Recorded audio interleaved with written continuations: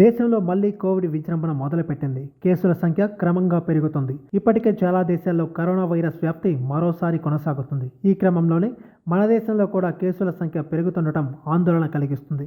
Active కేసుల సంఖ్య భారీగా పెరగడం దేశంలో కోవిడ్ మహమ్మారి మరోసారి పడగ విప్పుతుంది అని స్పష్టం చేస్తుంది.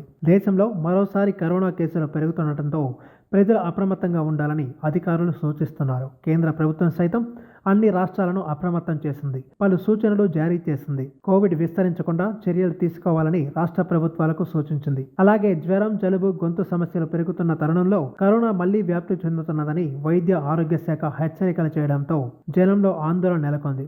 కరోనాలో కొత్త వేరియంట్ కారణంగా కేసులు పెరుగుతున్నాయని, మాస్కులు ధరించి అందరూ జాగ్రత్తగా ఉండాలని ప్రభుత్వం సూచించింది. చలితో వచ్చిన జ్వరం, జలుబుతో ఇబ్బంది పడుతున్న వారు మరింత అప్రమత్తంగా ఉండాలి.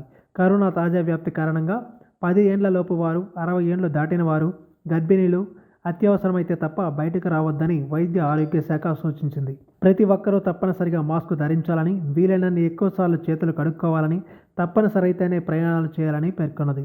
జ్వరం, దగ్గు, గొంతు నొప్పి, శ్వాసలో ఇబ్బందులు ఉంటే వెంటనే వైద్యులను సంప్రదించాలని సూచించింది. ఇంటి లోపల వేడి వాతావరణం ఉండేలా చూసుకోవాలని, వీలైనంతగా పిల్లలు, వృద్ధులు ఉన్ని దుస్తులు ధరించాలని సూచించింది. గత 3-4 రోజులుగా ఉష్ణోగ్రతలు పడిపోతున్నాయి. సాయంత్రం నుంచి ఉదయం వరకు బలంగా వీస్తున్న గాలులతో భరించలేని చలి వాతావరణం నెలకొంటున్నది. దీంతో అనారోగ్య సమస్యలు పెరుగుతున్నాయి. ఈ 2-3 రోజుల్లోనే జ్వరం, జలుబు బాధితుల సంఖ్య విపరీతంగా పెరిగింది. తేమ కారణంగా వాతావరణంలో ఆక్సిజన్ స్థాయిలు తగ్గిపోయి చాలా మందిలో శ్వాస సంబంధ సమస్యలు పెరుగుతున్నాయి. అందుకే అప్రమత్తంగా ఉండాలని వైద్యులు సూచిస్తున్నారు. ఈ వీడియో మీకు నచ్చినట్టయితే లైక్ చేయండి, షేర్ చేయండి, కామెంట్ చేయండి, సబ్స్క్రైబ్ చేయండి.